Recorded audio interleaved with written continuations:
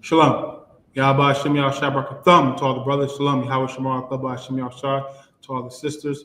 I am priest and officer. I bow to Yah 1000. This is I'm holding it down for. I'm holding it down for 12 Shield General Mahayaman until he gets here. This is the Monday night scripture breakdown class.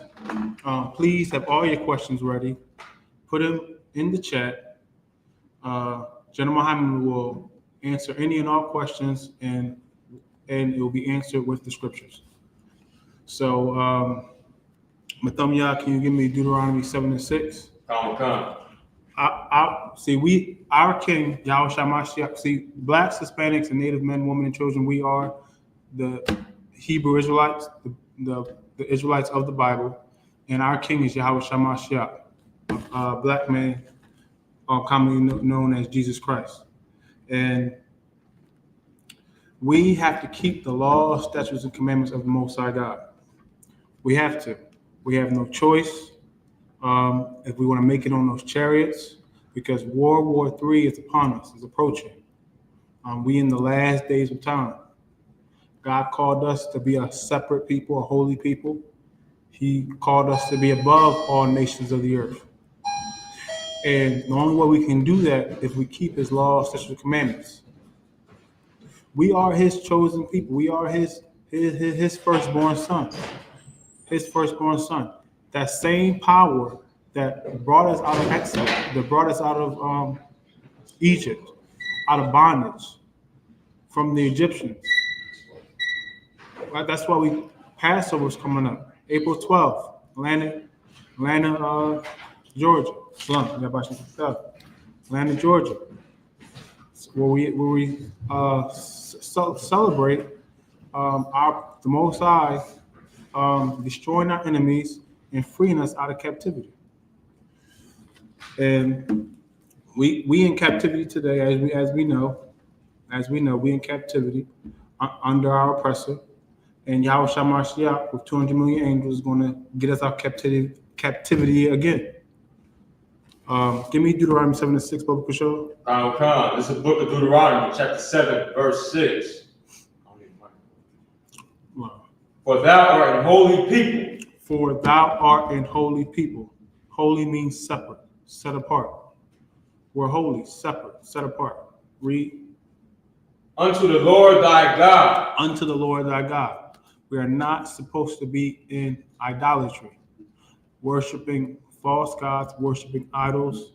The Christian cross, for example, Christianity, Islam, the rock, cobblestone. We're not supposed to be worshiping any idols on this earth. Only the Most High God. Read, Okasho. Come. The Lord thy God hath chosen thee to be a special people unto himself. The Lord thy God hath chosen thee to be a special people unto himself. He chose us. He chose us to be a special people. So we're chosen, we're separate, and we're special. We should take that. We should take that into heart. Bring that, put that inside of ourselves. Put that inside of our souls. We really should, because we're not what the oppressor makes us called to be. Bums and the bottom and the filth of the earth. We're not how the oppressor portrays us in the media. We're not those people. We are God's chosen people. All we gotta do is live up to that standard. That's all we gotta do. And it's simple. The Bible has over 600 laws, but none of them is hard to keep. Yahushua mashiach kept every single law, statute, and we can do the same thing. It's that simple. Mathumya, when you get a chance, give me Shalom. Yahweh Shem Yahushuah. Would you like to class, sir? Count. I want to get, can you get, young memory, can you give me Exodus chapter 20 and verse 1, Baba Kusha? So we need to be on point in these last days of time. We don't want to miss the chariots. We have to we have to be holy, be separate, be set apart. Slocky, sir, would you like the class? Okay. So, can you read Exodus 20 and verse 1? Use the mic, please. The book of Exodus, chapter 20 and verse 1. And I speak to thee, and God spake all these words, saying, And God spake all these words, saying, read, I am the Lord thy God. I am the Lord thy God. He's nobody else's God. He's only our power. Blacks, Hispanics, and Native men, women, and children. That's it. No one else. Read. Which have brought thee out of the land of Egypt. Brought us out of the land of Egypt. Egypt. Bondage. Read. Out of the house of bondage. Egypt and bondage. Same thing. Out of the house of bondage. Read. Because we was under the Egyptians, Pharaoh. We was there. We was under them during that time. Read on. During Moses. Read, YAHUSHUA. Chapter 3. Thou shalt have no other gods before me. Thou shalt have no other gods before me. See, we can't be in idolatry. We can't have no other gods before him. Drop that. Let's get Exodus from 15 and 3, if you get a chance. Exodus 15. Because the Most High God wants us to fight for this truth. He wants us to be aggressive with the truth. He wants us to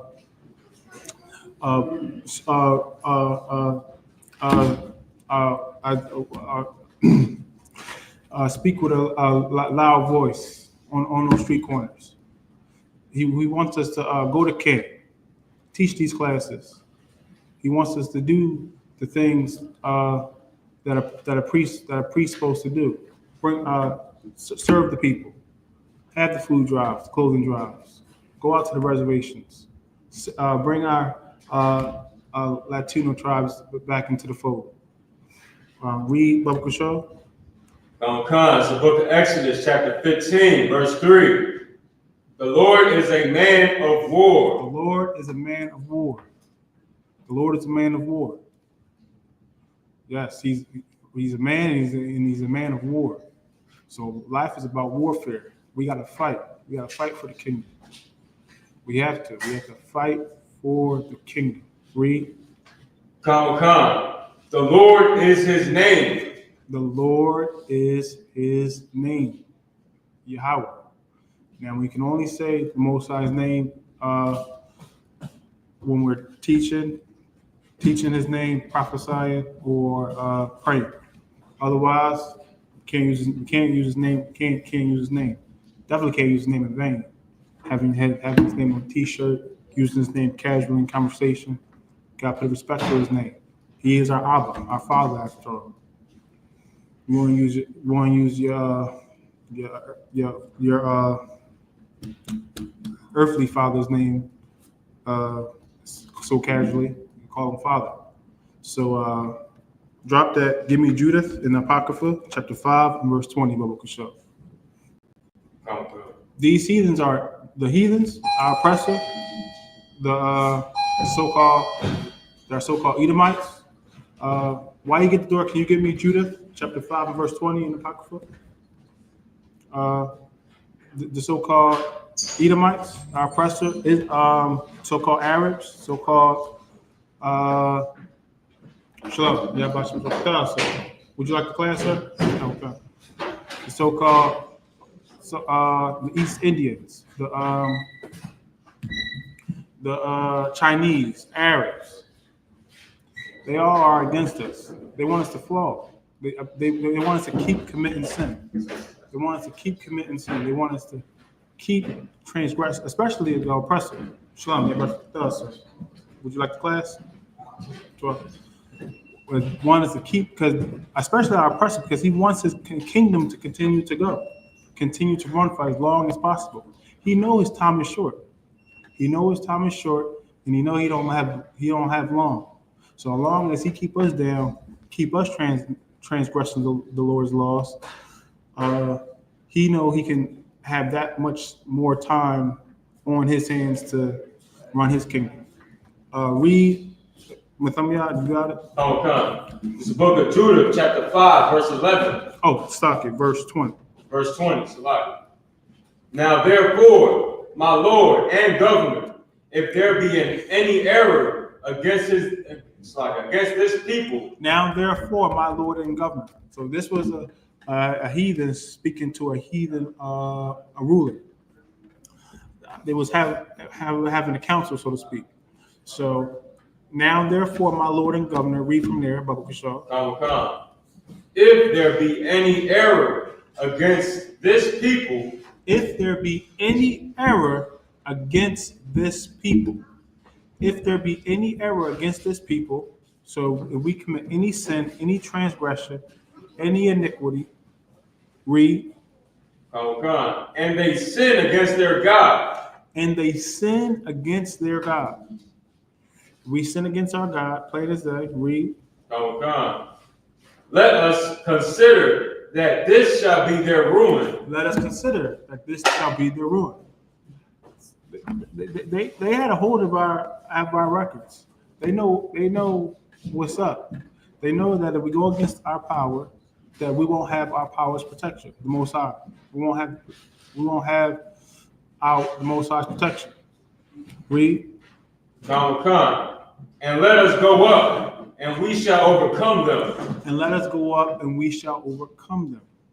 They can easily come into our neighborhoods, come and devour us in warfare. Okay?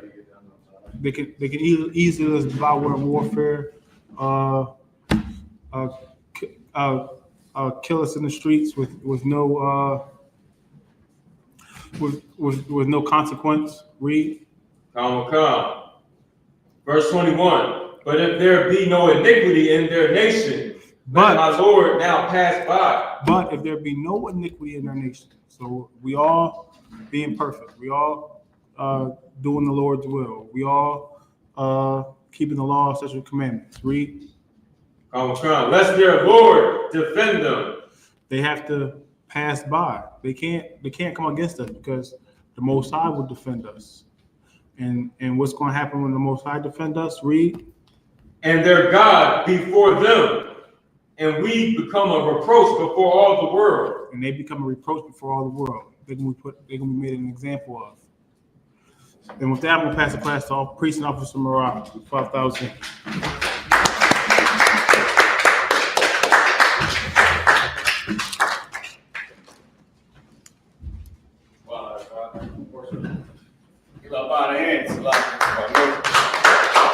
Let me piggyback off of your topic.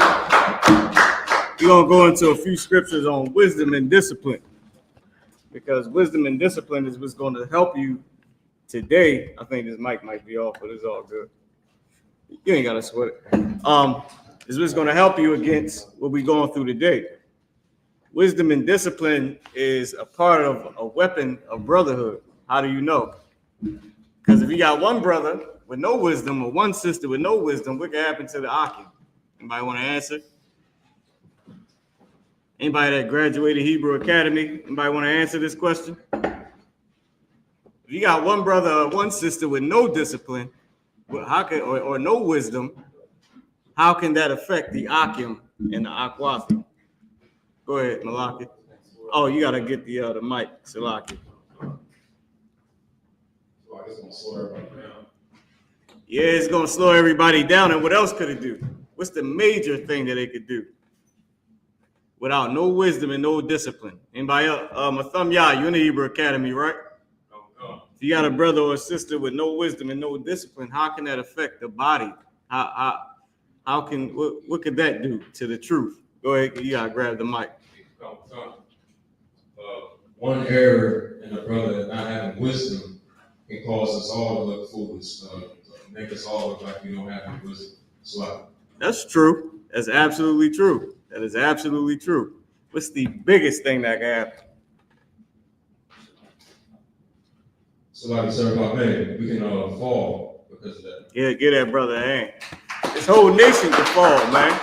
You see what it said, I read about if they sin against their God, meaning they know that they could take the whole entire kingdom of Israel for a couple sinners, man. What's 10 compared to a million? What's 10,000 compared to a million? You got 10,000 sinners, but a million people. What's the big difference? What's the big deal? Only 10,000. You got a whole, what, 990 righteous men? Man, listen, those 10,000 can get us put in slavery. Somebody said this in the school, and I never forgot it. Didn't good black people and bad black people go into slavery? It wasn't just all niggas. Like the IUIC, the purple lads, they said they got a video of us out from like a year ago that say the nigger within. That's no lie. With Captain Tazariak face, and I think Captain Soccer War or somebody else. They got a whole class called the nigger within. Unbelievable. I said, this is crazy. These brothers, they don't understand that just being black don't mean, you know, they think it's a bad thing that we say Negro or the NIGGA word, right? But they don't understand that that's not the big deal. You know, you got somebody that's rude. You might got somebody that, you know, lax, that could have said, they could have used some seasoning, some brothers and sisters with their actions or their words. But if you got a group of righteous people and they all righteous, I mean, you might have a little bit of what? Rude speech, but not in knowledge, right? Man, listen, discipline and wisdom, it can stop brothers from becoming purple lads. It can stop this truth from falling. If you got brothers that have discipline and wisdom and sisters that have discipline and wisdom, if you have a bunch of sisters and a bunch of brothers with no discipline and no wisdom, or just a couple, it can make, just like you said, it can make us fall. It can make us look bad. It can slow down the work. You can do all types of stuff, man. So let's go into a few scriptures. The first one I want to get is Job 40:7. Job 40:7. Around this time of the year, they call this the holiday season, right? Around this time of the year, you're gonna miss mommy. You're gonna miss daddy. You're gonna miss your nasty uncle and your nasty aunts. You know, you're gonna miss your brothers and your sisters because they pushing this evil spirit, you know, pushing it through the walls, man. But don't fall weak. Don't listen to Satan, because Satan is gonna talk to you. He's gonna bring back the memories. He's gonna bring back the childhood. He's gonna bring back the smell of the food. Who had the best greens? He's gonna bring it all back to your memory just to get you to fall, just to get you to have a lack in discipline. Give me Job 40:7. Oh God, it's the book of Job. And young brother, right? I always forget your name. What's your name up? Young man Roy. All right, can you give me 1 Chronicles 28:9? That's 1 Chronicles 28:9. Go ahead and read, whoever had it. This is the book of Job, chapter 40:7. Gird up thy loins, now like a man. You gotta gird up your loins like a man or like a woman. Why? Because that don't, you know, Satan gonna talk to you. And you might feel those same emotions. You might feel the love within for those same family members, but don't let it allow you to go off. Tighten up your belt. That's what it's saying. Gird your loins, man. Be strong. Gird your midsection. When people say I'm sick, all that got to do with your midsection. Saying I'm sick, I'm hurt. You know what I mean? You know, you sad, you feel it. You know, you felt it in your heart. All that. You're going to go through trials and tribulations in the truth. You're going to go through spiritual tests. The Bible said we're going to be what? Tried in the fire, man. You're going to go through it. Don't let Satan get you. Don't let Satan make you a weakling. Make you have your brothers look stupid and foolish, man. Have the body fall. Don't have this work be slowed down because of your lack of discipline and lack of wisdom. Give me 1 Chronicles 28:9. You gotta gird up our loins, man. You gotta be ready. You gotta be prepared. Tighten up your belt. Well, you know what they say, tie up your lace up your bootstraps. I hate when the presser says that about us. But listen, man, tighten up your belt. You know, get ready, get prepared. Be ready for the trials and tribulations. They gonna call you on your birthday, and listen, they can know you don't celebrate it. They still gonna call you. They gonna know you don't celebrate Christmas. They still gonna call you. They gonna invite you to Thanksgiving you ain't been at in 34 years. You ain't been at damn Thanksgiving in 80 years. They gonna call you and say, hey, you coming? No, I'm not coming. Why you calling me? They gonna say, I got a gift for the kids. You know, it ain't, they gonna say, just give it to them after Christmas. You got some people in the world, they get slick on you. But just give it to them after Christmas. I got them an iPad. Nah, I'm cool. I don't want it after Christmas. I want it before Christmas. I don't want it 10 years later. Slide, sir, you want it? Count one count. Let me get 1 Chronicles 28 and 9. 1 Chronicles 28 and 9. And thou, Solomon, my son. Say a little bit louder, Warrior. You might gotta hold the mic up. 1 Chronicles 28 and 9. And thou, Solomon, my son, know the God of thy father, and serve him in a perfect heart. It says, the God of thy father, remember him, right? It says, the God of thy father, serve him with a perfect heart, with a perfect mind. Go ahead. And with a willing mind. And with a willing mind. Gotta be willing. The best ability is availability. Want to be able to do the work of God, man, when it's necessary. You don't want to be too tied up in overtime or too tied up with the kids or too tied up with something crazy. You want to be tied. You want to be a busybody in the work. The Bible say we busybodies, but it ain't, it ain't for the work of the Most High. I'm paraphrasing. Listen, I've been there too. You working all damn day. You ain't got no time for nothing but working and kids and drama. And then all of a sudden, what happens? All of a sudden, listen, you lose the job. Now you're free. You lose the rib. Now you're free. You happy. Or you hurt. Whatever. It's either or. But you able and you're available to do the work. And you're available to be there for the brothers that lack discipline. For the sisters that lack wisdom. Because now the person who would have been at the slavery is now able to stop this sister from making the wrong decision. To help this brother in his terrible decision making. All right, keep going. So the Lord searches all hearts and understanding all the imagination of the thoughts. So the Lord searches all the hearts, and he understands the imaginations of all the hearts, everything in your mind. The Most High knows.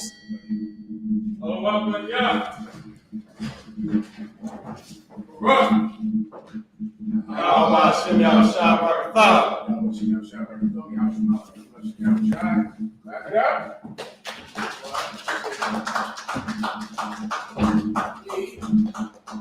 Get it on, I'll get my walking. Let's rock it out tonight. I'll answer all of your questions, solve all of your problems. All right, if you have anything you would like to bring out, any questions you would like to ask in the room, please just raise your hand, please. Any questions online, I'm sure the officer will attend to you briefly, okay? Whenever you're ready, you let me know, or else I can do mi español, practicar mi español.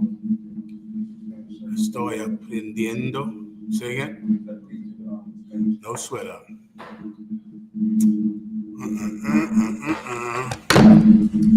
Hold on.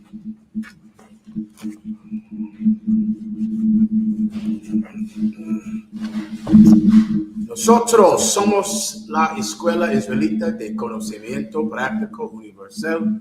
Comenzamos 1 Oeste Calle 125, Harlem, Nueva York, desde 1969, debajo del mando. General YAHANNA, carnales, esta es la verdad. Si tú eres hombre hispano, negro o indio nativo, tú eres Israel. El pueblo elegido de Dios, tu madre y tu padre dicen que somos un culto y mantienen sin culpa, pero su iglesia culpable. Culpable. 1 second. 1 second, please. Escúchame.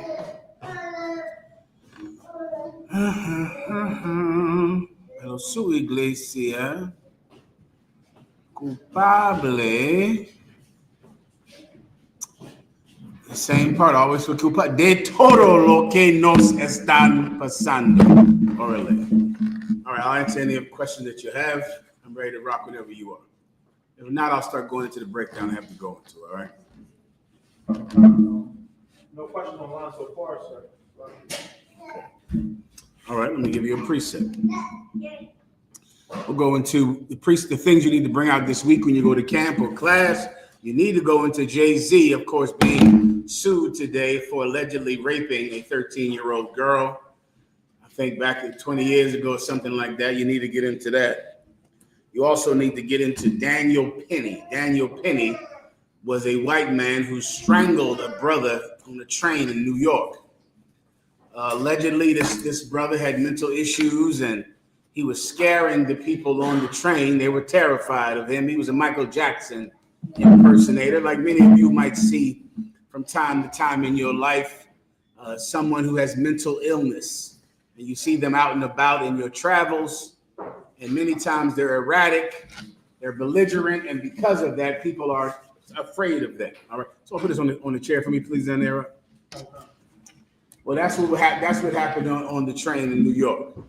So there was a white man who was a former Marine and came from a good background, had 2 parents in his house, no history of drug addiction, no history of mental illness, no history of living in a terrible neighborhood.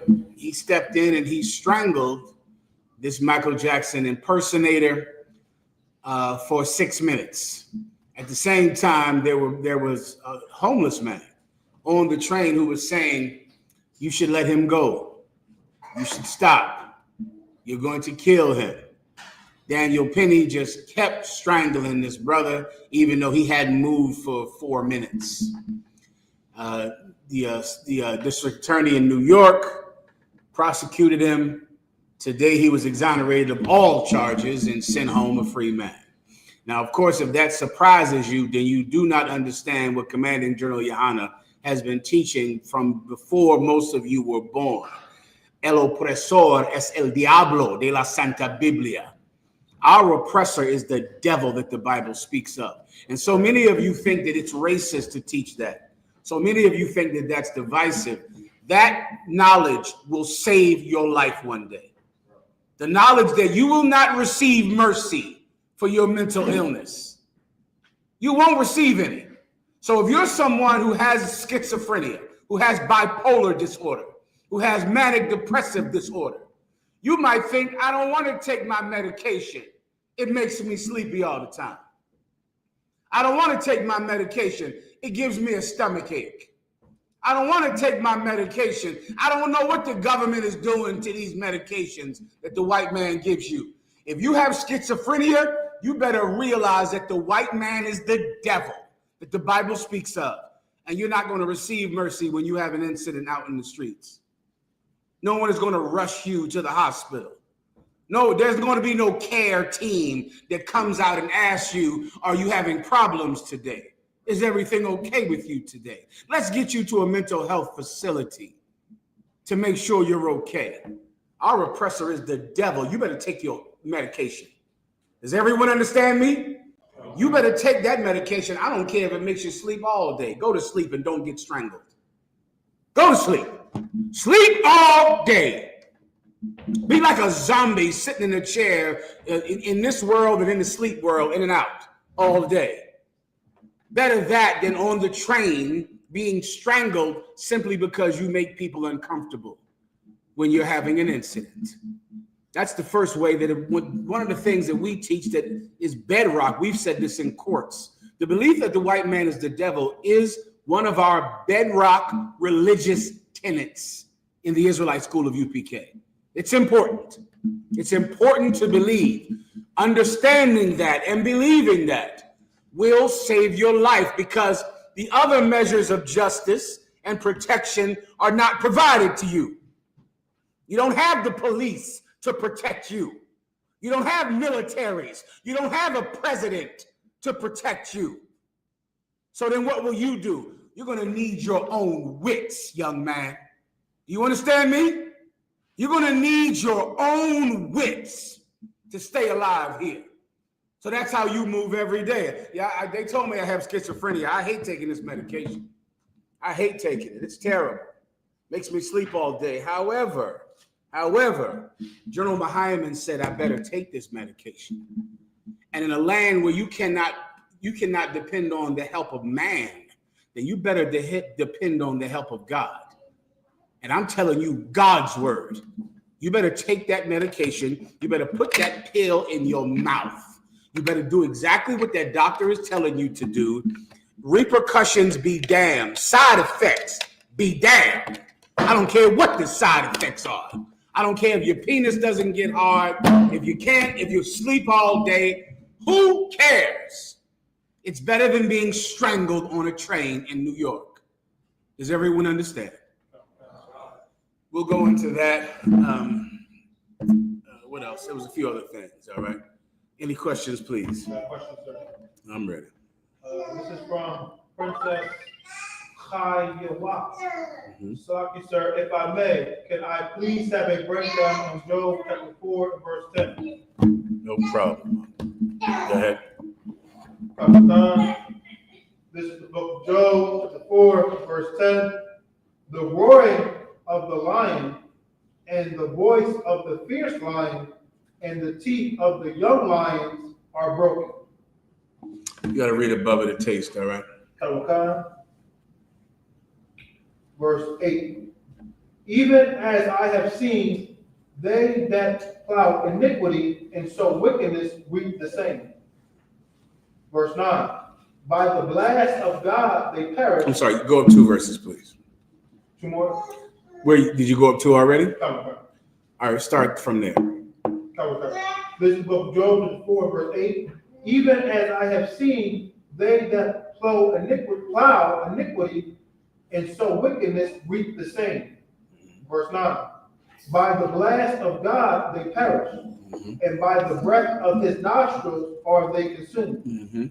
Verse 10. The roaring of the lion and the voice of the fierce lion and the teeth of the young lions are broken. Verse 11. Was that her question or was it more? That was her question. Okay, I got you. This scripture is trying to give people who have no protection against animals hope. Hope. The roar of the lion and the teeth of the young lion. Those teeth are going to be broken. You understand? What is it speaking about? Our oppressor and the danger that we have to suffer every day. Read 2 verses, the 2 verses where you started from, the 2 verses above it again. Job 4, verse 8. Even as I have seen, they that plow iniquity and sow wickedness reap the same. They that plow iniquity and sow wickedness. It's a metaphor for farming. Plowing is the work that you have to do to make your fields grow. You have to plow your fields. Well, there are people that plow iniquity. They work in evil. It's their job. It's really the only thing that they can do well. And that's our oppressor and his allies. There's one thing that our oppressor does well, and that's hurt people. That's it. And the entire history of the planet is the history of our oppressor hurting the meek, hurting the helpless, and the struggle of the meek and the helpless to overcome him. That is the history of the planet in a nutshell. In any country, any land, that's history. That's civil rights history. That's Hispanic history. That's the history of the North American Indian. That's the history of Great Britain, Spain, Germany, Greece. The wicked of this world who can only do one thing well, and that is work in evil, and the struggle of people to overcome it. And this precept is about that. So he knows that when you plow in iniquity and when you sow wickedness, what is sowing? Sowing is planting. So you're working hard for evil. You're planting evil. Well, that person is going to receive that thing he's planted. You're going to receive the wickedness that you've been working so hard to make other people suffer. You're going to see something soon in the future, brother. I believe you already saw it. There are people, brother, who are going to understand how evil Donald Trump is. And they're the white people that voted for him. The white people that voted for Donald Trump are going to receive what they planted. They're going to get it. They were hoping that Donald Trump would just mass deport every Mexican, every Venezuelan. They were hoping that Donald Trump would just put black people in prison. That's what they were hoping. My God, they worked hard for that evil to happen. And Donald Trump won. The evil of Donald Trump is going to come on the white people that voted for him. He's going to hurt them. He's going to hurt you so terribly. It's going to be exactly what you worked for. That's what this precept is about. He breaks the teeth of the young lion. Why young lion? A young lion is so strong. He's not an old lion. He's young and mighty. Well, the Most High God breaks his teeth off and he silences the roar of these lions who scare you day and night. And that's something that, once again, if you know that our oppressor is the devil that the Bible speaks of, then you know that there is no protection that you can find from him on earth. There's no court system that can protect you from the white man. You think Commanding General YAHANNA thought that Daniel Penny would be convicted? Are you joking? What do you think? That's why the U.P.K. doesn't go out and get involved in political resolutions to problems, because we know that our oppressor is the devil that the Bible speaks of. We know there's one resolution, and that's a resolution from heaven, from God. God breaks the teeth of the young lions, and he silences the roars of lions. The evil people that scare us and that torment us, God is going to break them with the work of their hands. Everyone understands. That's the breakdown on that precept, all right? Próximo pregunta. Let me get Malak in the back. So, if you could discuss with some of the wisdom circle for sure. I asked previously about raising daughters, like we can teach them. You said you're going to teach them shame, cover your eyes when you're changing them and bathing them. So what's something like that we could teach our sons while we raise them? No problem. If you have a young son, and I'm crystallizing this in a short form for you, all right? What a young son needs to learn above all things is self-discipline, self-control. If you have a son and your son has no self-control, you're going to lose your son. That's how it works, young brothers. That's it. A young man needs to learn to control himself, control his penis, control who he has sex with, control his anger, control his desire for pleasure, his desire for lust and greed, his desire for revenge. If you have a young man that is emotional, you're not going to have a young man anymore. That's how life works. Either you control yourself, or the police do, the COs do, the nurses do in the hospital to change your colostomy bag. That's how it works. A young man must be able to control himself, or else someone else will. You understand, Malak? What's some practices we can do, like while you're young, while you're growing up? I'll give you a couple. If you have a think about what we do to you in the Israelite school of U.P.K., what we do to officers and troopers in the U.P.K., you could take a modified system of this home and teach it to your children, teach it to your sons. So you want to have a son that when he screams and cries, he doesn't get what he wants. He gets what he wants when he sits down and folds his hands. That's when he gets what he wants. He doesn't get what he wants because he loses his mind and he goes crazy and he flips over the teacher, the desk in school, and he loses his mind. And then now his mommy hugs him and kisses him and comforts him. Well, that mother unwittingly, she's teaching her son to throw a tantrum to get what he wants. And women will not understand this. That'll be your biggest enemy with trying to teach your child wisdom, is the child's mother. The child's mother will not understand this because her nature is to nurture him, is to give him what he wants. In doing so, you'll have a child that will be healthy and big and well-fed and in jail when he gets 14. You understand? She's not thinking about his spiritual health. A woman is focused on his physical health, the food, the clothing. That's a good mother. Now, if you got one of these scallywags, you go out and get pregnant. She ain't gonna care about that. All she gonna care about is going out and having fun and having sex with another man. But I'm giving you the metaphor. If you have a good mother, A good mother provides for the physical things of a child. It's her nature to do it. And as you go to try to provide spiritual discipline, she will fight you on that. She's going to fight you. So what do you do about that?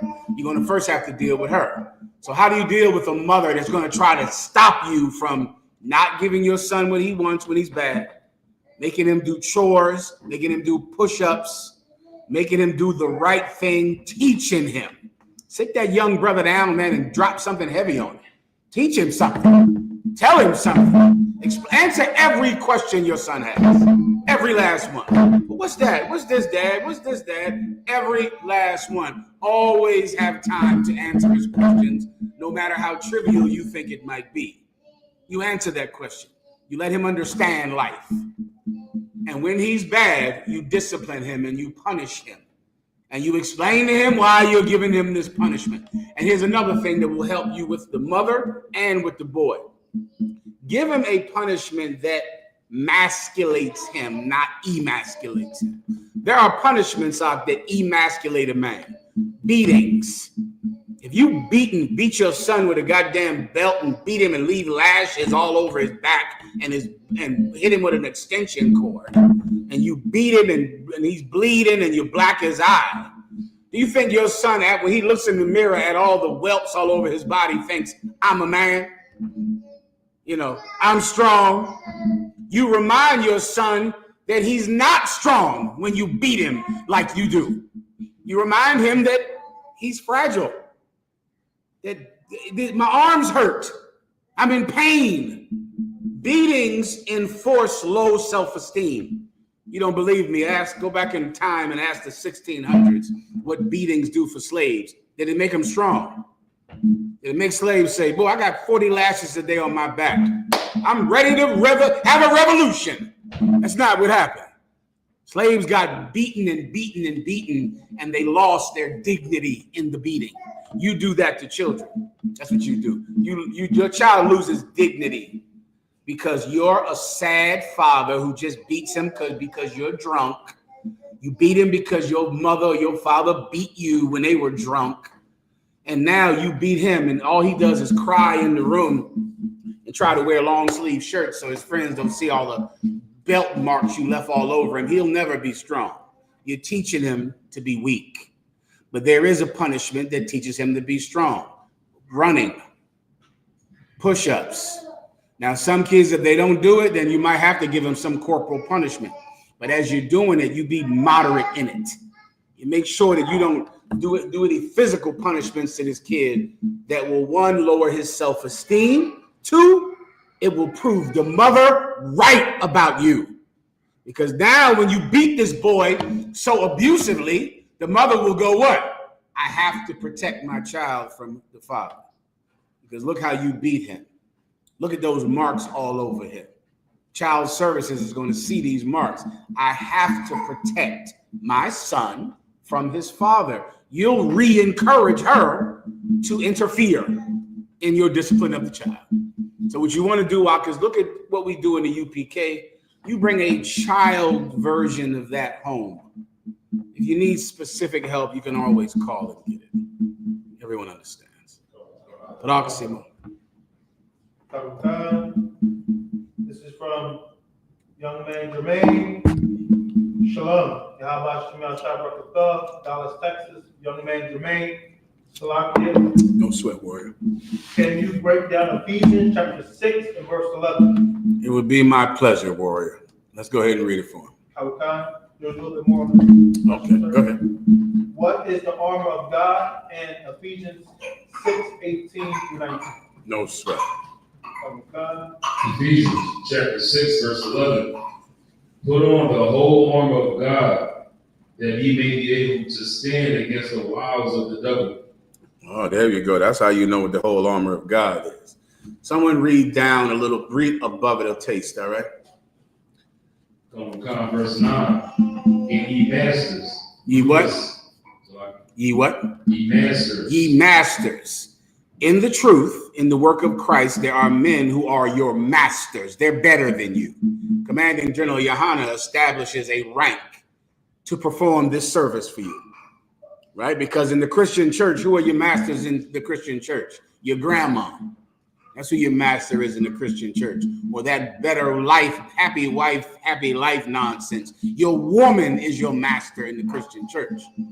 Because there's no rank system among men. You fake Israelites. You don't have a rank system among men because you don't believe you should have to listen to any man. Well, you don't unless you're in the truth. If you're in the truth, you absolutely have a master. You have someone that is better than you. And we'll let you know exactly who that is. Continue. Read it from the top. Come. And ye masters, do the same things unto them, forbearing threatenings, knowing that your master also is in heaven. And you masters, do the same thing unto them, forbearing threatenings, meaning what? Avoiding threatening them with violence. Don't do that to them, because threatening them with violence does what to them, Malak? Give him a hand. It emasculates him. You can't obey a brother's order because he's bigger than you and he'll punch you in the face. So you obey all of his orders because he's bigger than you. So you know that if you don't obey his orders, he'll knock all of your teeth out. What do you think he's going to become? Strong? Masculine? He's not. You are enforcing low self-esteem in him by threatening him with violence. So he has to obey your orders, but you're not going to use the threat of violence to get him to obey your orders. Everyone understands. That's One West Doctrine, Commanding General YAHANNA 101 kind of thing. Keep going. Knowing that your master also was in heaven. Knowing what? That your master also is in heaven. Knowing this, that your master also is in heaven. Meaning what? That God looks down to watch how you lead the men who follow you. He's going to watch you and see how you do it. Don't act as if, God does not see what you do and what you say to the men who are under you. He does. Your master also is in heaven. You have a master that's on this earth, the men that are above you, that guide you, the men that you must obey according to the Bible. You masters, you men who give orders to other men, remember that there's a master that sits in heaven. And he's watching how you treat them. And in the U.P.K, you are not allowed to treat a young man with dishonor. You're not allowed to threaten him with physical violence. This is not Esau's military. That is not what this is. And so many of you confuse it. Everyone understands. Go ahead. Neither is there respect of persons with him. Neither is there what? Respect of persons with him. Neither does the Most High God give a damn about who you are and what you have when it's time to judge the unrighteous.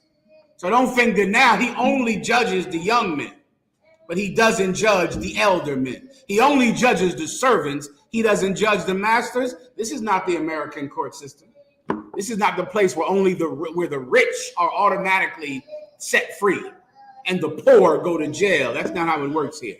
This is not the place where the lower class is automatically convicted while the upper class is automatically exonerated. That is not this place.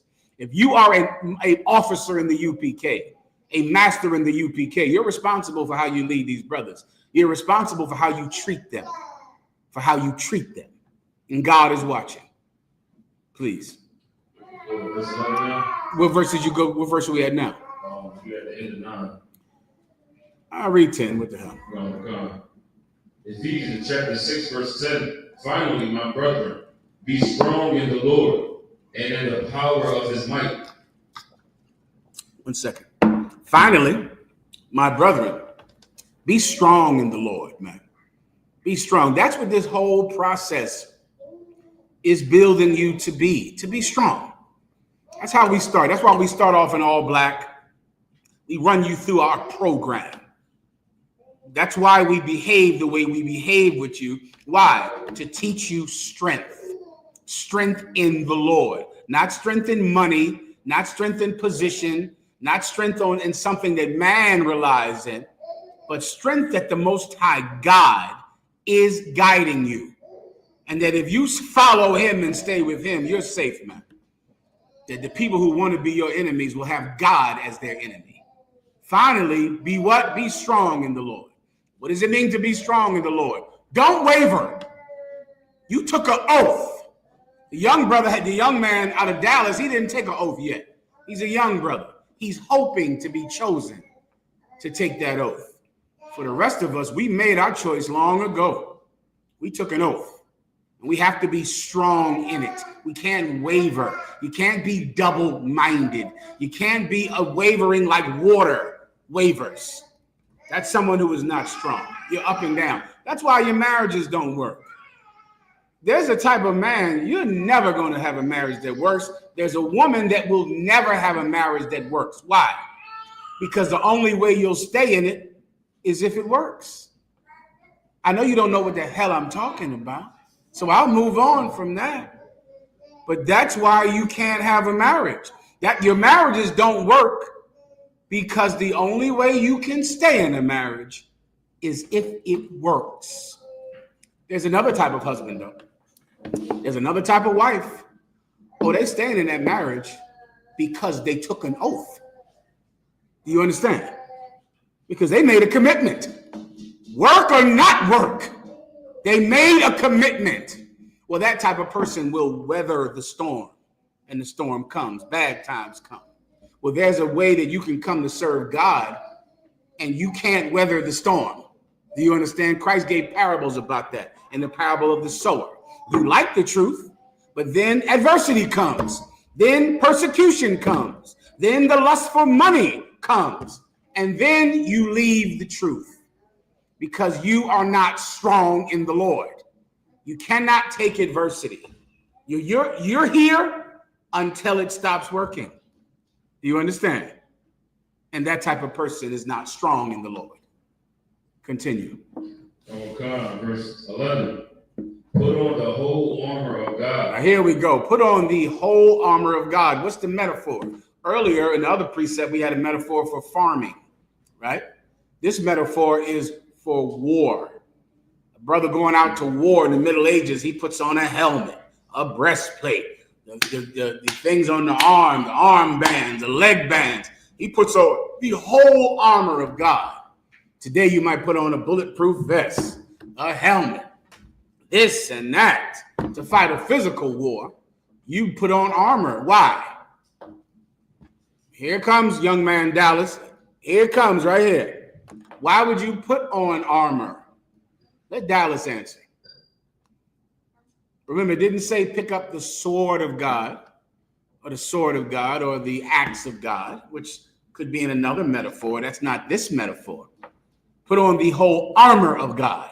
Why would you put on armor, young brother in Dallas? Let's give him a second. All right.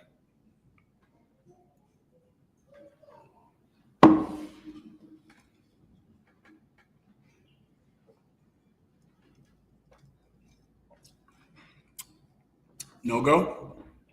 I'll tell you, young warrior.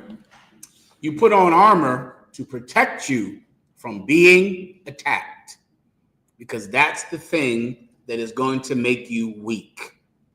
You'll stay strong if you just attack other people. You understand? If it's just about going out in the street and the internet and blazing on Christians and yelling at Muslims and telling everybody how wicked they are, shit, you'll do that for 30 years. That's fine. But how will you handle being attacked? How will you handle going to court for child support and having your wife telling you she's going to leave you and having your children hate you because you don't bring them Christmas gifts in about 2 weeks? How will you handle the persecution from your mother, from your job? How will you handle your thoughts of what you thought life was going to be like? And then you find out life is not going to be like that. How will you handle that? You better put on the whole armor of God. You better put on the protection that you have gained from the Bible. The things that you've read to let you know what you should do in hard times. You read the stories about David, don't you? Well, you're not fighting a giant, so what in the hell are you fighting? Depression. That's what you're fighting. Depression. You're fighting thoughts of suicide. Or else why should I read about Goliath when I don't see any 9-foot giants in front of me that I have to throw rocks at? Why am I reading about Shadrach and the other brothers who were willing to go into that lion's den and willing to go into that furnace? No one's throwing me in a furnace. So why am I reading stories that happened thousands of years ago that do not apply to the struggles I'm going through now? I'm reading them because they absolutely do apply to the struggles I'm going through now. I'm not fighting a giant. I'm not being thrown in a furnace, but I will have to fight thoughts of suicide. I will have to fight depression. I will have to fight a wicked bitch who I had a child with. I will have to fight other things that are not the biblical enemy, but they are my enemy nonetheless, and they have biblical might. They're strong. I need to put on the whole armor of God because I'm going to be attacked. I'm going to be attacked, and I have to prepare. Everyone understands. Is that his question, or was there something else? Go ahead. You had something I bought? He said he wanted verses 18 and 19 too. What am I reading now? 11. Okay, so do I need this, or I can just go straight to 18 and 19? Where did this question start at? He wanted Ephesians 6 and 11, then Ephesians 6. All right, I'll skip down for time's sake. Skip down to the 18 and 19 he just brought up. Ephesians chapter 6, verse 18. Praying always with all prayer and supplication in the spirit. Doing what? Praying always. What is always? Now, I just gave you the breakdown. I already gave it to you. This is what always is not. Always is not pray instead of eating, pray instead of going to the bathroom, pray instead of having sex, pray every minute of the day, always. That's not the praying. Praying always is like, I'm always working out. I'm always in the gym. Now, if someone says they're always in the gym, does that mean that they've quit their job and now they only go to the gym? Does that mean that they don't eat, they don't sleep, they only go to the gym? No, that is not what always means. Always means I do this to make myself strong. I do this to make myself strong. That's why you have to pray. You have to pray. Why?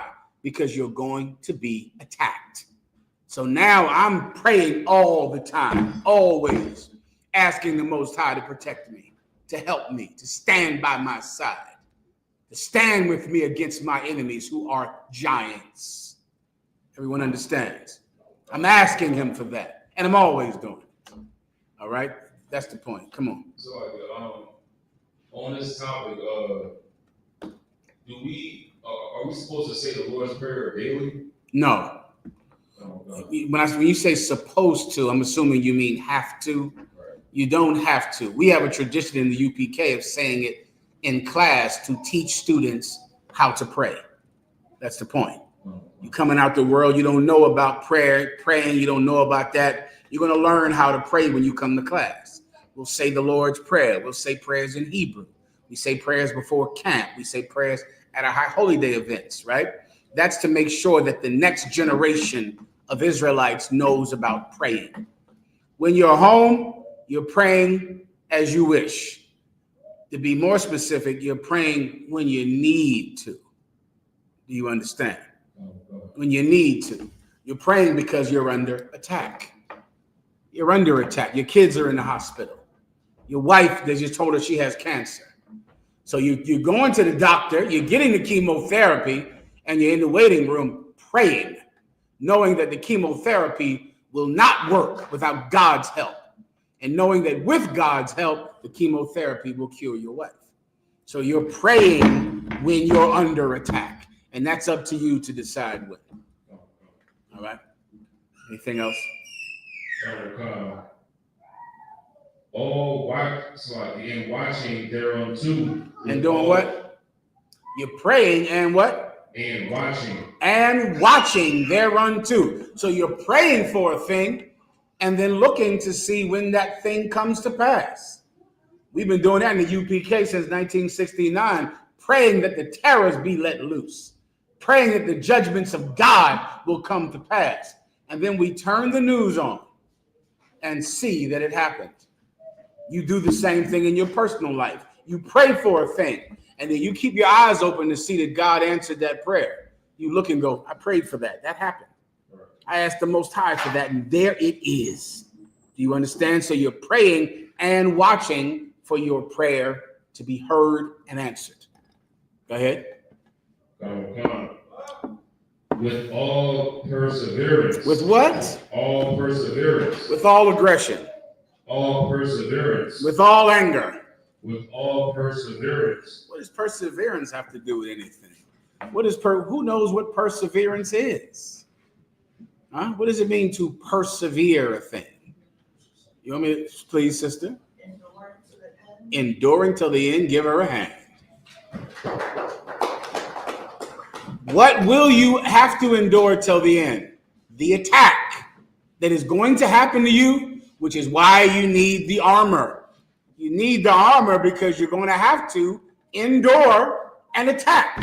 You're going to have to persevere through a trial, through a test, through something that in times past you would have just, drank yourself to death over. You would have went out and got high. You would have did something to make your problem worse. Now you just screw your courage to the wall and you persevere. Everyone understands. Anything else? Malak.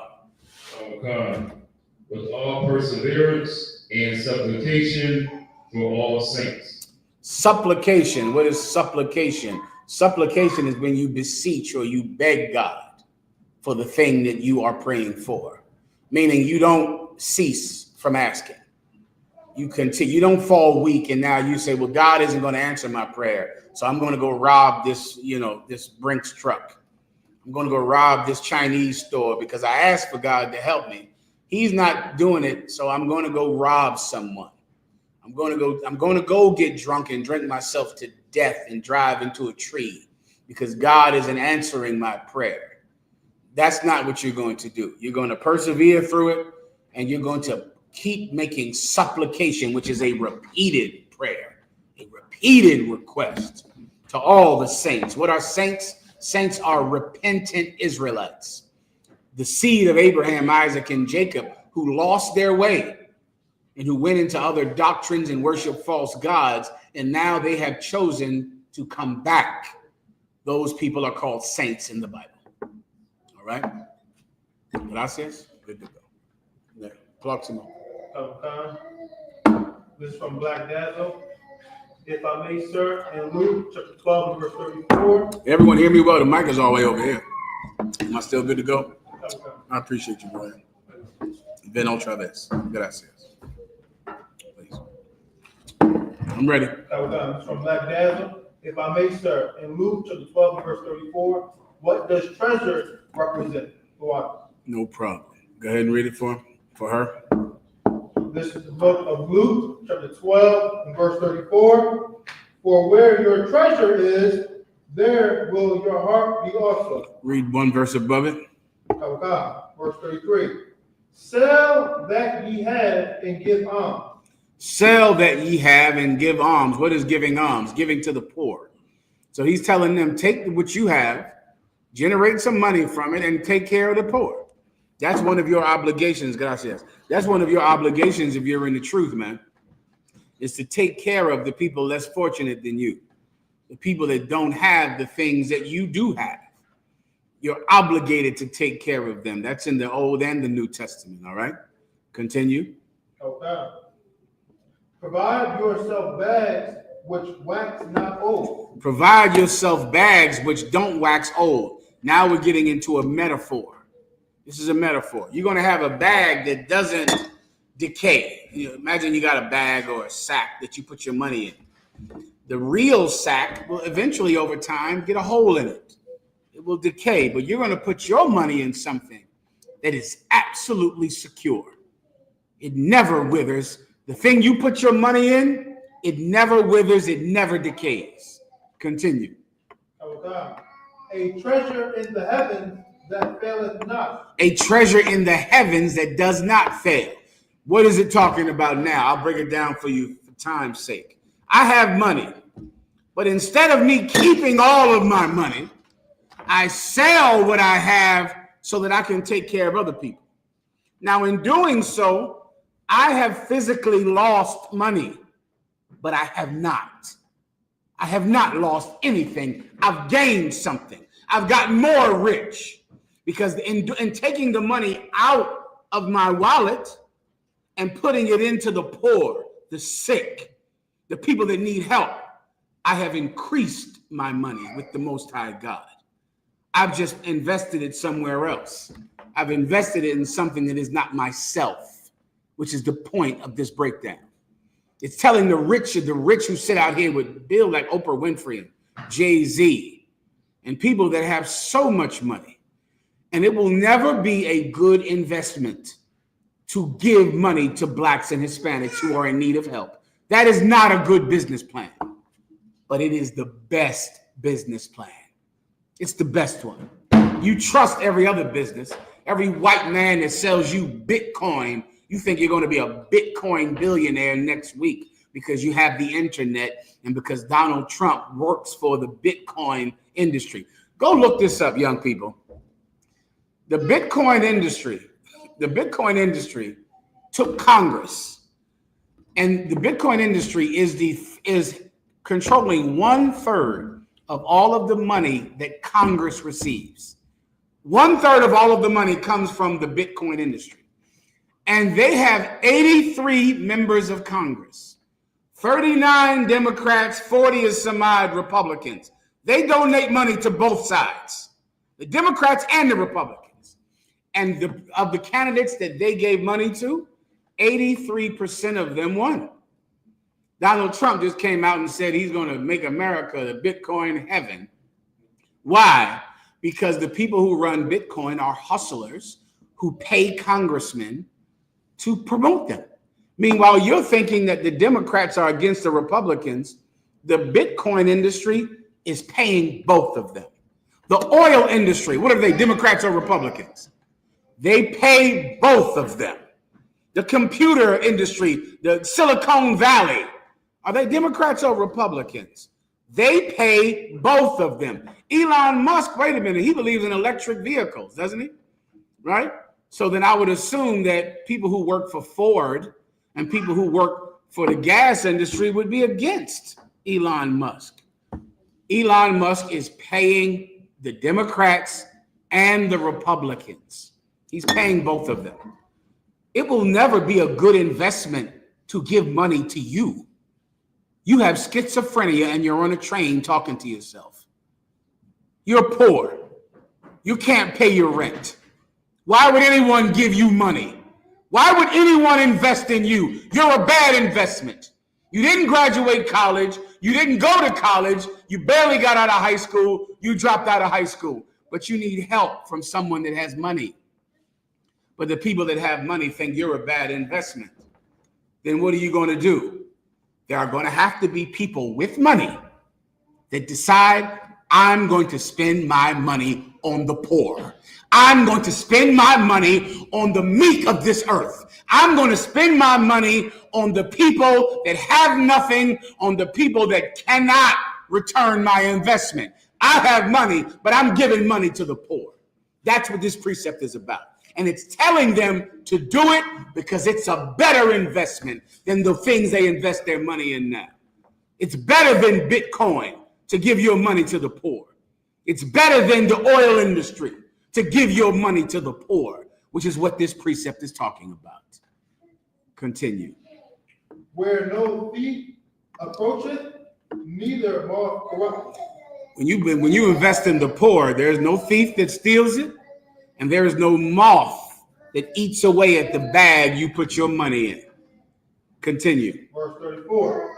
For where your treasure is, there will your heart be also. Now here's the point. For where your treasure is, there will your heart be also. So now ask yourself, what is treasure? I just broke it down for you. I'll break it very plain. Your treasure is money. That's your treasure. Money is your treasure. Wherever you put that treasure, that's where your heart is going to be.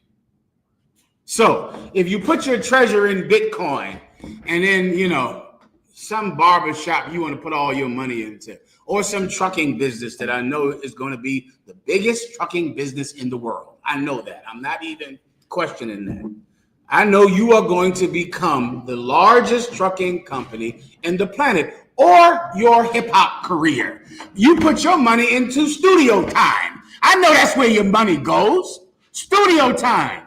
I know you got to go to your wives and say, baby, I know the rent is behind, but if you could just give me another $1,000 for this studio time, I am going to be the biggest rapper to ever come out of the city of blah, blah, blah. Well, wherever you put your money, your mind is going to be there. Your emotions, your heart is going to be there. God is telling you to put your money into the poor, into the sick, because if you do that, your money will be where your mind is, where your heart is. Now you'll look every day at the poor and go, they're getting off of drugs. We have a food program in Alaska, in Chicago. We're giving out clothing on a reservation. We're in Haiti giving out food and clothing. We're giving out food in Memphis, in Atlanta, Georgia. My mind is there because that's what I put my money into. So now I'm looking at the poor, looking at the young brothers coming into the school and seeing how many people came into the school from our food program. Well, what is our list of subscribers like from the food program we had in Nashville? Have our subscribers went up? Why do I care? Because I invested my money into the food program. I put my money into that camp. I'm paying money to promote videos on TikTok and Instagram. I'm putting my money into this, so I care about it. My mind is there. That's all I can do for you. All right. Just go buy more studio time. All right. Anything else? No more questions so far, sir. Any questions in the room? Please, Officer Abun. Go ahead. No sweat.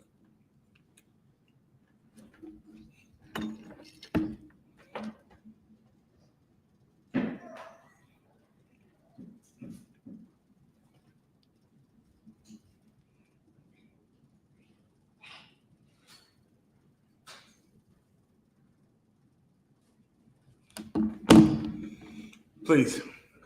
Can they hear him? Does he need a microphone? He's good to go. Am I right? If he's solid, I don't know if they can hear him or not. Go ahead. Ecclesiasticus chapter 16 and verse 14. Make way for every work of mercy, for every man shall find according to his works. The first and the second part is specifically the second part. Every man shall find according to his works. That's saying is a precept for that. Galatians 6 and 7. Whatsoever man soweth, that also shall reap. Every man shall find what? According to his works. In this context, of mercy, sir. That's the point. Which means the precept you pulled is correct. And that make way for every work of mercy, meaning give way to mercy. Don't stand in the way of mercy. Someone wants to give someone mercy, get out of the way of it. Let it happen. They want someone to have mercy, you allow that to happen. Move out of the way for mercy, because every man will get mercy according to how much you work for it. If you want mercy, you're going to have to give it. There are so many people that will receive no mercy because they have given none, and they won't receive any. Everyone understand? Remember that the man who strangled that brother in New York. Listen, the man in New York with Daniel Penny. Daniel Penny saw a black man who was belligerent and who was threatening. He's trained in the martial arts. He's a former Marine. He saw the opportunity to kill him. And the court proves he had that opportunity because he is not guilty. So he absolutely had the legal right to kill a man on the subway who was behaving in an irrational way, scaring the passengers. You had the right to kill him according to the court. You had the right to kill him. But was that the merciful thing to do? Because God makes his judgments based on that. The court might decide, you can kill a homeless man if you feel like it, if people are afraid. But the Most High God might look down from heaven and decide you didn't have to murder him to protect the people on the train. You could have protected the people on the train and still had mercy on that man. Well, God that looks down from heaven will consider that when you need mercy from him. That's what this precept is speaking about, officer. Please. I have another question on the point that you just made. When would it be appropriate to use force? Obviously, you wouldn't go to the extent of killing him unless you had to. Absolutely. What are some situations where it would be appropriate? Obviously, if you're being attacked and your loved one's being attacked, or any other situation where we... Do we have the video of when Daniel Penny was choking that brother on the train? And there was a man who came up to him and told him to stop. Let me give you, Officer Bunn asked a perfect question. He said, when is there an appropriate situation that could require physical force? Of course, if you have to defend yourself or your family members with physical force, that's legal. That's legal according to man and God. Let me give you an appropriate metaphor. You're on the train. There's a man with schizophrenia on the train. And he's going up and down, talking to the passengers, scaring the women. He's belligerent and crazy. And some white man gets up and chokes him. And you see it. The white man is choking him. Then he begins to go limp. And then you say, stop choking him. You're going to kill him. The white man ignores you. Use physical force on that white man to stop him from choking that brother.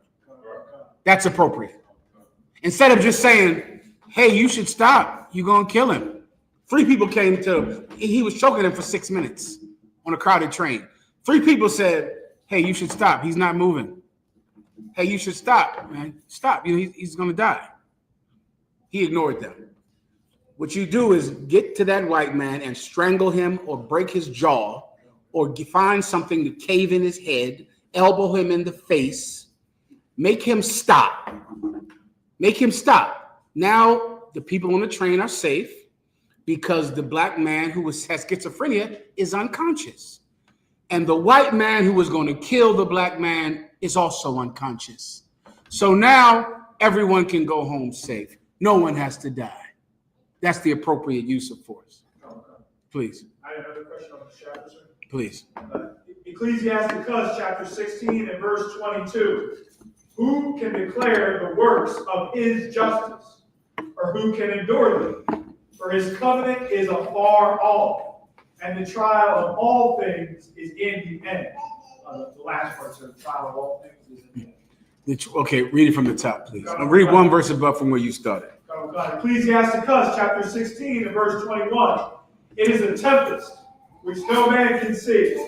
For the most part. Read one verse above that. Verse 20. He might turn the heat down in here, taster. It's a little too hot around. Go ahead. No heart can think upon these things worthily. And who is able to conceive his ways? I mean, this is where are we reading from? Ecclesiasticus chapter 16. Right. This is speaking about the ways of the Most High God. Why he does what he does. His reasoning, his purpose for doing what he does. Now, in specific, what does he do that you don't understand? The trials that he puts you through. The test that he puts you through. Who understands it? You don't know why you're going through this. You're like, God damn, most time I'm doing everything right. Why in the hell is this happening to me? What's going on here? Who can understand it? You don't understand why you're going through things. And if you're weak, you will fall and fail and leave the truth and compromise your integrity simply because you're hoping that this punishment will end. This trial will end. This test will end. Instead, you should stick because you don't understand what he's doing, which is the point. But in your trial, you think you do understand. You think you get it. You think you understand why you're going through that. Oh, I'm going through this. Oh, because of this reason. Okay, so I'm leaving the truth because then everything will get better. I'm going to go get back with my baby's mother who whored on me because then everything. Pause 1 second. You don't do that because you don't understand why things are so bad right now. You don't know, but you will, which is getting to Abun's point. You will understand when, Abun, in the end, you will get it. The problem is you quit before the end, which is the point of this precept. Now I'll break it down. Go ahead. You want me to continue verse 21? Please. 21. God, Ecclesiasticus chapter 16 and verse 21. It is a tempest which no man can see. It is a what? Tempest. What is a tempest, Abun? Storm. A storm. It's a storm. That's your life. You're living in a storm. Oh my God, my bills, my problems, my job, your kids, my love life. Oh, the all-important love life, Abun. That's the main focus of your entire life, isn't it? When you're 13 years old until you're 57. Your love life. There's nothing else. Relationships. I think that's the whole internet. I think literally the internet was invented for relationships. I think that's why it's Facebook. Because you can put your dumbass face up on there and try to get in a relationship. I think that's the whole point of everything, is because your whole life, and it's so heavy, it's psychological in that when you're a little baby, you need your mommy. You need her. You need parents. You need adults to care for you.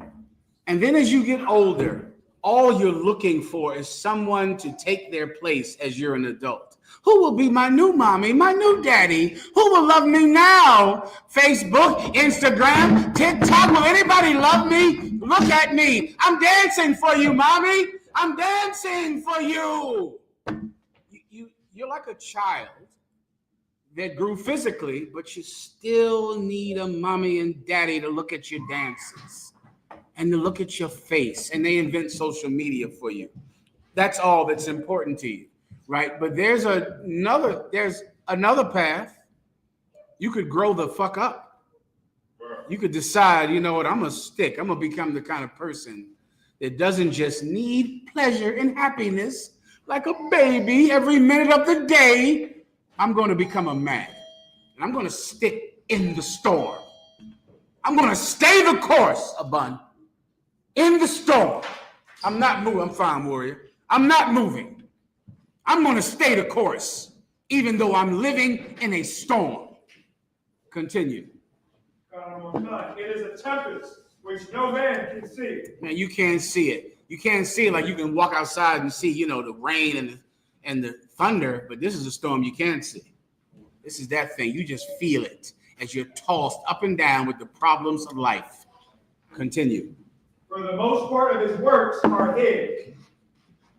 1 second, Abba. For the most part, the majority of God's work is hidden from you. What do you see? You see the late notice on your light bill. You see your phone is about to get shut off. You see your relationship problems. That's what you see. But the most of God's work is hidden. You don't see what he's working behind the scenes to make all of this benefit you. Right. To make this storm make you something that is absolutely unmovable. You don't know that. So you have to stick in it because you don't know what the end is going to be. Keep going. Verse 22, who can declare the works of his justice? Who can declare the works of his what? Justice. Of his what? Justice. Listen, people don't know the works of his justice. You think you're not going to receive any justice. You think the people that harm you and that persecute you are going to go unpunished, don't you? Do you think Donald Trump is going to go unpunished for what he's doing to the chosen people of God? The Mexicans, Venezuelans, Hondurans? He won't. You just don't know God's justice. You don't see it. You think the people that oppress you and hurt you are going to go unpunished? They're not. You just don't know God's justice. You can't see it yet. Continue. Or who can endure them? Who can what? Endure them. Who can what? Endure them. I think that's what this is all about. Who can endure? Can you stay the course? Can you not move? Can you set this ship on a path? And then when the storm comes, you bunker down. You batten down the hatches and you do not go back home. You don't turn the ship around. You're going forward. Can you do that? Because if you can, in the end, you'll realize why you had to go through that storm. In the end, Abun. Keep going. For his covenant is afar off. His what? Covenant is afar off. What is God's covenant? God, please, Abun. He's agreed with the Israelites. What was that agreement? That we would receive the kingdom, the blessings that he had in store for us. Boom. That's his covenant. You see, his covenant is afar off. The covenant that he gave Abraham, Isaac, and Jacob is this: thy seed shall be as the sand of the sea, as the stars of heaven. You will possess every green hill, every tree, every ox, every lamb will be yours, because it is mine to give. That's the covenant. That's the covenant. You will be my people and I will be your God. That's the covenant. You are of only you have I known of all of the people of the earth. That's the covenant. The gates of the kingdom of heaven will be open day and night so that the nations can bring their riches into thy city. That's the covenant. Where are you at now? You're about to be evicted. You're in child support court because his covenant is far off. Those promises that you read about in the Bible, they're not in front of you now. What's in front of you now is the storm. The storm is here now. The covenant is over there somewhere. It's far away. What God promised you is far away. Continue. And the trial of all things is in the end. I mean, come on now. The trial of everything is in the end. What is the real test? Can you endure until the end? That's the real test. That's the trial of everything. The trial of all things is, things are bad now. Can you stick? Can you screw your courage to the wall and make it until the end? That's the trial of everything. There's nothing that doesn't have to go through that trial. That's your breakdown. Go ahead. So to paint a picture of it, it's like you're going through a storm, but you can see way far off through binoculars, rainbows, sunshine, birds. That's like, would that be the way to break it down?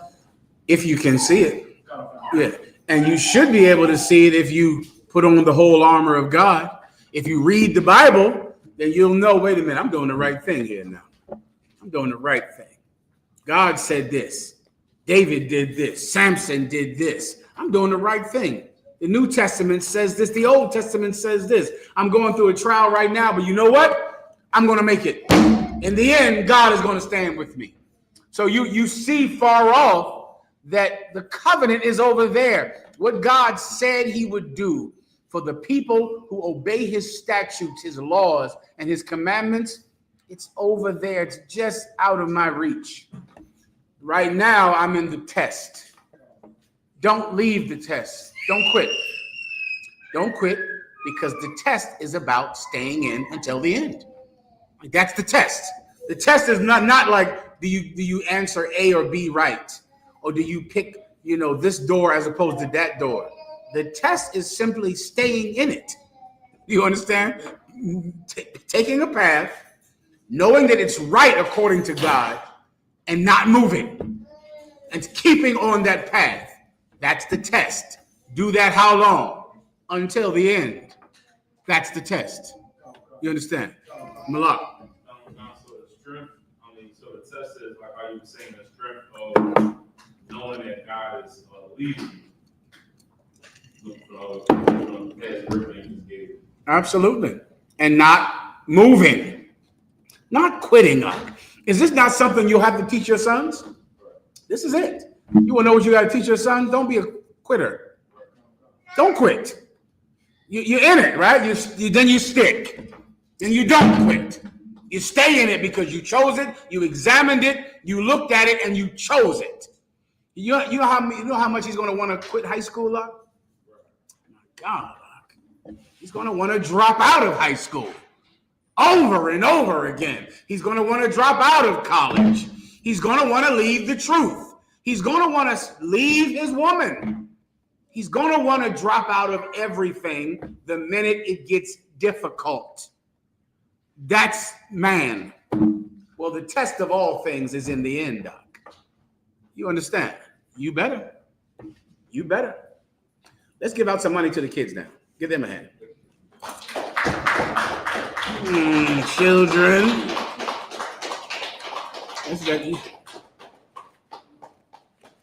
You know, young man Kaparium is here. Give Kaparium a hand.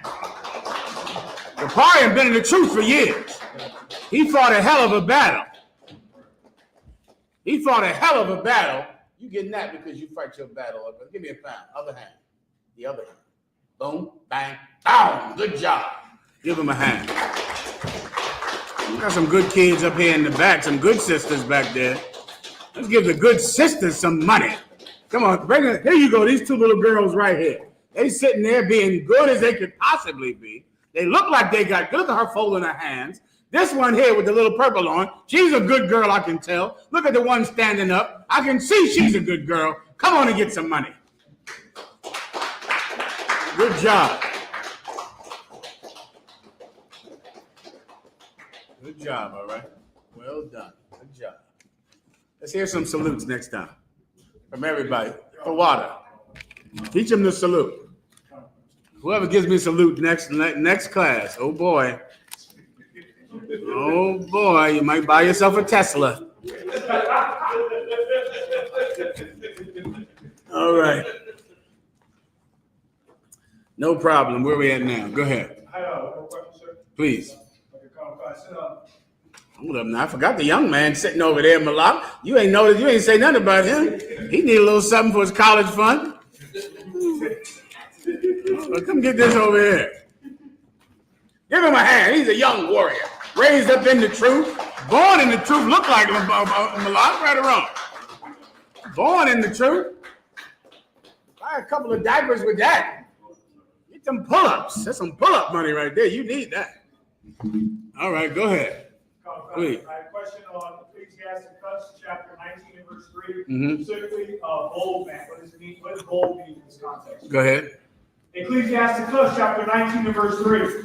Moths and worms shall have him to heritage, and a bold man shall be taken away.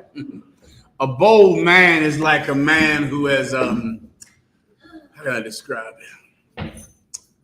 A bold man is a man who is falsely courageous. Like someone that has drunk muscles. You ever heard that term before?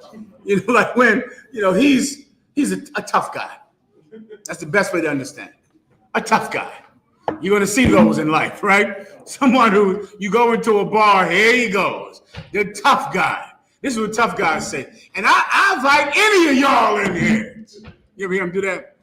What they say? And I don't care about what none of y'all, ain't nobody in here going to stop me. Nobody? I don't know about that, young brother. You sure? Sometimes a bold man is arguing with him. He arguing with this one cat. You go, you leave me alone, I'll whoop your ass, and anybody else who wants some. Oh, is that right? Now here we go now, you understand? He's so bold. He can't just argue with you. He got to challenge everyone in the bar. Well, some brothers hear that type of challenge. They hear that. I pray you understand. He's going to learn to not be so bold. Arrogant. He's arrogant and a fake tough guy that's bold in this context. All right. Anything else? Please. Any questions online? This is from I.R.A.K. YAHAWAH. Shalom, Salakia, sir. If a wife goes out on a date with a man not her husband, is that a sin for water, sir? Yeah, it's a sin. It's a sin. I hope your wife didn't do that. And this is how you ask in class. Sir, if your wife is on a date right now in Applebee's, if your wife is in Olive Garden getting the breadsticks, the salad, and the soup with a man, is that God's will? No, it's not. If your wife goes on a date, she's a whore. You should, you should stop. Okay. Anything else? Is that a sin? Is that a sin? No, your wife can date whoever she wants. Your wife can just go on dates as she chooses. Go ahead. Next question. This is from Police Officer Award. Shalom, Aloha, Salakia, sir. No, With sir. your grace. No problem. Can I say I hate fake Israelite? Psalms 139 and verse 21. All right, let's hear the precept that he's pulling. Abun? Psalm 139 and verse 21. Do not I hate them, O Lord, that hate thee? Mm-hmm. And am I not grieved with those that rise up against thee? Okay, I get your point. In the UPK, we avoid ever saying that we hate anyone who is an Israelite by blood. That's not something that Commanding General YAHANNA teaches us to do it, nor is it the point of this precept. This precept is not about saying, I hate all the Christians. I hate all the black Muslims. I hate all the Hispanic Catholics. That is not what this precept is speaking about. And there's a very important reason and a very important precept. Abun. Please, go ahead. Psalm 139 and verse 19. Surely thou wilt slay the wicked, O God. Depart from me, therefore, ye bloody men. Surely the Most High God is going to kill the wicked. Depart from me, you bloody men. Meaning, if you're the type of person that's going to kill people, then get away from me. Because the Most High God is going to hurt you. I believe that's your point, right, Abun? I'm sorry? The wicked, is that talking about the other nations? Is not talking about your people, sir? Okay, it's talking about the other nations, but your people begin to receive the judgment of the other nations because they behave like the other nations. Let me just try to give you the point. Was that the precept the brother asked for? Verse 21, sir. Okay, read the one you read earlier. Psalm 139 and 21. Do not I hate them, O Lord, that hate thee? This is David trying to prove his value to God. Do not I hate them, O Lord, that hate you? The people that hate you, I hate them. Is that correct? Absolutely, it's correct. Absolutely, it's the right thing to hate them that hate the Lord. Keep going. God. And am I not grieved with those that rise up against it? And aren't I grieved with the people that try to come against you? Doesn't that anger me and hurt me when someone tries to disobey your commandments, your laws? Keep going. Verse 22. I hate them with a perfect hatred. I hate them with a perfect hatred. Now, that is absolutely true and factual and correct. But let me make you understand it better. The Bible says this in the Old Testament and the New Testament. Pray for them that hate you. Pray for them that despitefully scorn and use you.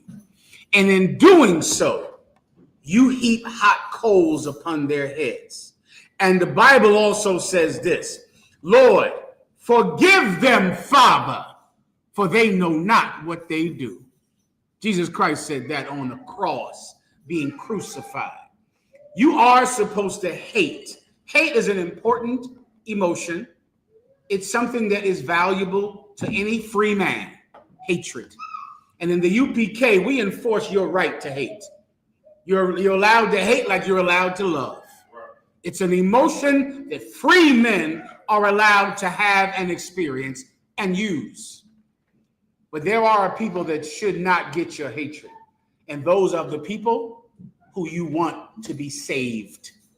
Those people. Because in times past, you were those people. And that's what the Bible says. In times past, you were aliens from the commonwealth of Israel. In times past, you were disobedient to God's laws. And you want to remember that. As you say, you know, what did he say? He wants to hate fake Israelites. A lot of you were fake Israelites. I remember you. Y'all was on the internet looking at the IUIC, the GOCC. You never heard of us. Why? Because the UPK is from the streets. We didn't even care about the internet until 10 years ago. We didn't give a damn about it. I remember Jillian Hunter, we sit in the car and go, what is this internet bullshit everybody on? We're going to camp. We got to be there back in an hour. We went to camp. We went on the streets and battled Muslims. You understand me? That's what we did. We battled people face to face, which is why Tazariak does it today, because that's how he came up. The internet was something. We go, what is this thing? The GMS is on it. GOCC, they own it. I don't know what this even is, but I know I'm battling today on the street in about an hour We got on the internet so late because we are from the streets and we're not internet people. But what happened later on? The Most High God brought men into the school who let us understand that the internet is the streets. It is the streets, but we're older. And other men came into the truth. Now, the internet is the street. That is what the internet is. Everyone understands. And we take the same mindset that we had battling people on the street, we take it to the internet. We do the same thing there. You used to be a fake Israelite. I know you were a Christian. I know that for a fact. You had that tree in your house. Something I don't know you did. You would sing to it too, wouldn't you? Do not raise your hand if you sung to that tree. Don't do anything. I know you sung to that tree. I know you sung to it. You were looking at it like, man, that tree is beautiful. How beautiful was that tree back in the day, huh? You see the gifts under it. Did you believe in Santa Claus? Sure you did. Hey, little girls, y'all know this. A lot of these big niggas in here believe in Santa Claus. You don't even know. Kaparium, these niggas, they used to believe in Santa Claus. They did. I'm telling you. Now, Kaparium knows that Santa Claus is not real. Kaparium knows that. But the sisters know that. They didn't know it. You didn't. You thought Santa Claus was real. Right? So you used to be the people that you hate. So you want to remember that. Do you understand? So what do? You should hate the other nations. You pour all your hatred into them. And you absolutely should battle your own people who fight for the other nations. But you should battle your people with the hope that they would repent and change.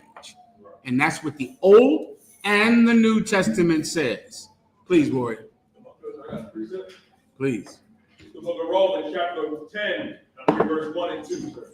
Brethren, my heart's desire and prayer to God for Israel, that they might be saved. That's it, young brothers.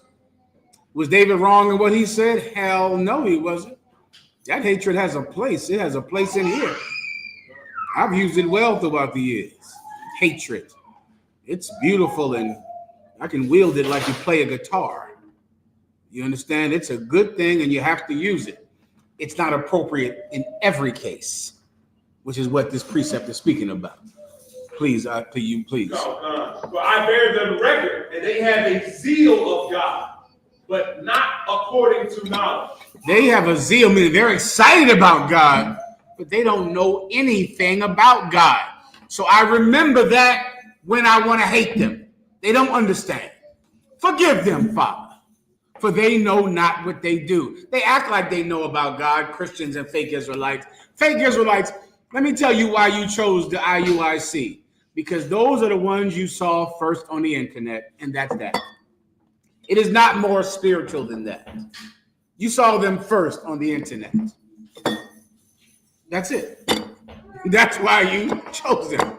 You see, they chose our GOCC over there in the UK. Give Captain Karafia a hand out in the UK, man. Captain Karafia out in the UK had to go do an interview with the BBC, the British Broadcasting Company, because a member, a break off of the GOCC, that's Riccarciara's group. They started here in Philadelphia. Now they're all over the world teaching you to be nuts out of your goddamn mind. They went and killed their son and buried him in the front lawn like a damn peach pit, like an apple seed.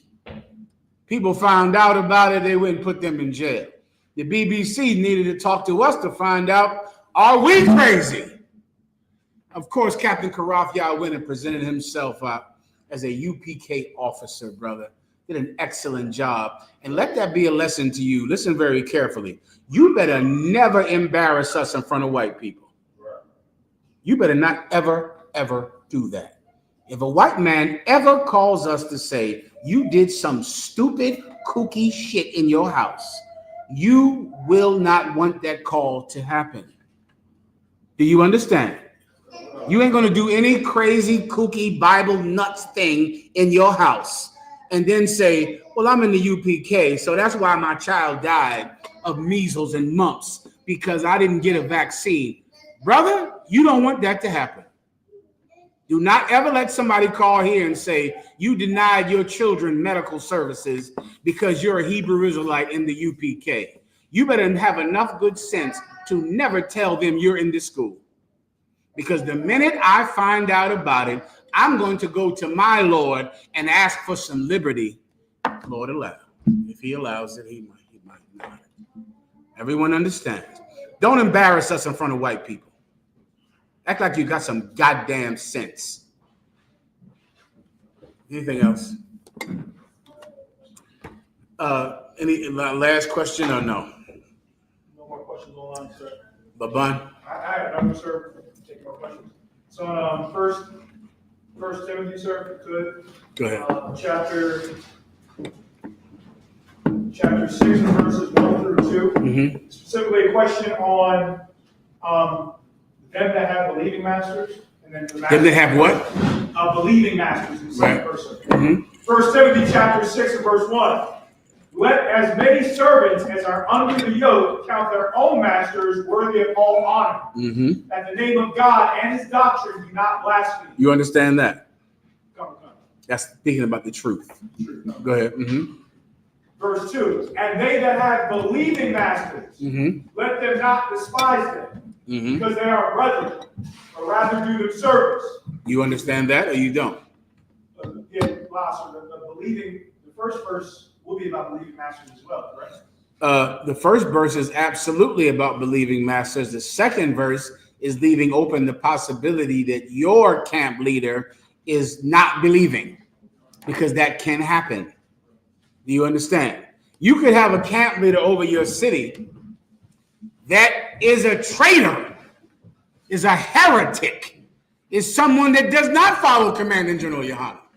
Now, think about this time. This is when the truth is spread out throughout Asia Minor. Paul is writing letters to keep in contact with the people. So he's saying, if you have a good camp leader, a good master, then he's a brother and you're going to be right with him. But he's leaving open the possibility of your camp leader being a heretic who's teaching men to worship angels, which is what Paul, you know what I'm talking about. There are different people. What Paul said, there are some among you that say you should worship angels. There are some among you that are telling you that you have to be a vegetarian. There were camp leaders that would break the doctrine, that would go against Paul. And so Paul is letting you know that some camp leaders can be like that. So what do you do if one of your camp leaders is like that? Do not obey him, because he is against what Paul is teaching. He's a heretic. He's a heresy. What do you do for your camp leader? If he is not believing, you report him to me. You just call on the phone. You don't have to write a letter. You just say, my camp leader said we should all celebrate birthdays now. My camp leader said the 1 year rule is wrong. Call me about that. What you waiting on? Come tell me. Come say it. Come say my camp leader said that Commanding General YAHANNA is not allowed to put any bridle on your greasy, disgusting penis and how much lust it has. He can't make you wait. Your penis has to have whatever it wants, and Commanding General YAHANNA can't stop you. You got to have sex with whoever you want to have sex with. And if Commanding General YAHANNA is telling you to wait a year, that's not in the Bible. Come tell me about that. Come tell me, because your camp leader is non-believing then. He doesn't believe. I've told officers this for many years. We don't have to agree on the same thing, but we have to believe in the same thing about it. I can say I like cowboy boots, you like motorcycle boots. I like LeBron James, you like Michael Jordan. I like fried chicken, you like salads.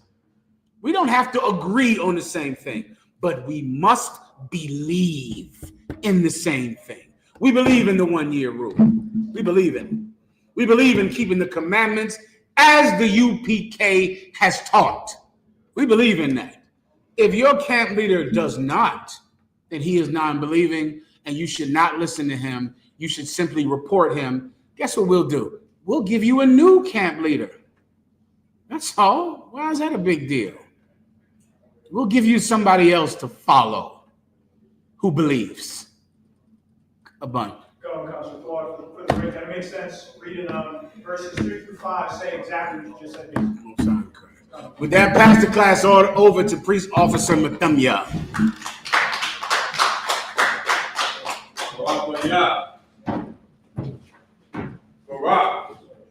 YAHAWASHI, YAHUSHUA.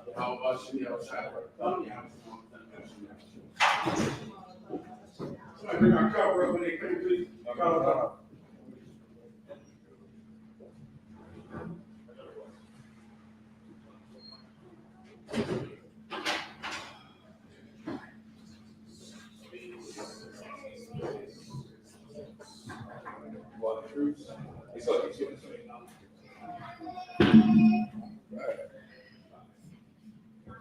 So I.S.U.P.K security announcements.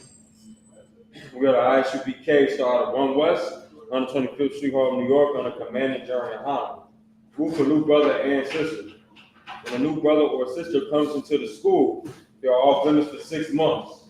They are to be saluted only. They are here to shed themselves of the world. If they need transportation, the teacher will arrange it. After 6 months, if a brother or sister has an interest in a particular person, he or she must get permission from the head to speak to a brother or sister. There is another 6 months in which the brother and sister will court each other. After this 6-month period, the brother and sister will get permission from the head to marry. Tithes, which is a commandment, you can find this in Numbers 18:21, Malachi chapter 3, verses 8 through 10. It means tenth in the Hebrew, ma'asharah, 10% of every penny of any increase the Lord gives you, give to the treasury department. Priests going through will offer for priests, not mandatory whatsoever amount you would like. Upcoming holy convocation. The next one is the Feast of Dedication, otherwise known as the Hanukkah. You can find this, it's the 25th day of the 9th month by the space of 8 days. And you can, it lands on the 25th of December. And it's in Maccabees, 1 Maccabees chapter 4, verses 52 verses through 61. And to remind Akim and Akwathian to check the bulletin board in the hallway. If any brother wants to be a trooper in the school, to start wearing all black boots, shirt, pants, headband, and scarf. With that, men of Israel, which means to stand. Just want to give one courtesy salute. Men of Israel, Imam Shabbat, Barak, Yahawah, Shim, Yahushua, Barak, that's what Tah, Saul, which means to turn. Sisters, which means to stand. We're going to give one courtesy salute. And of Israel, Imam Shabbat, Barak, Yahweh Shamar, Al-Thun, Ba'ashim Yahushua. Got you, top.